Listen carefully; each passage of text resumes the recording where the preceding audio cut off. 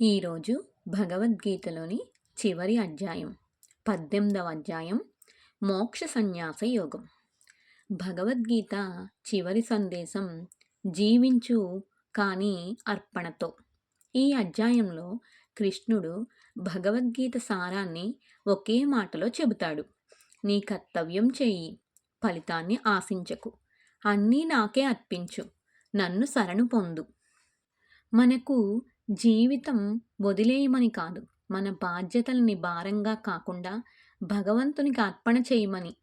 ఇదే కర్మ ప్లస్ భక్తి ప్లస్ జ్ఞానం మూడు కలిసిన పరిపూర్ణ మార్గం. ఒక తల్లి పిల్లల్ని చూసుకోవడం తన కర్తవ్యం అని చేస్తుంది. పేరు కోసం కాదు, ప్రశంస కోసం కాదు, ప్రేమతో, అర్పణతో. అలాగే మన పనులన్నీ దేవునికి అర్పిస్తే అదే మోక్ష మార్గం.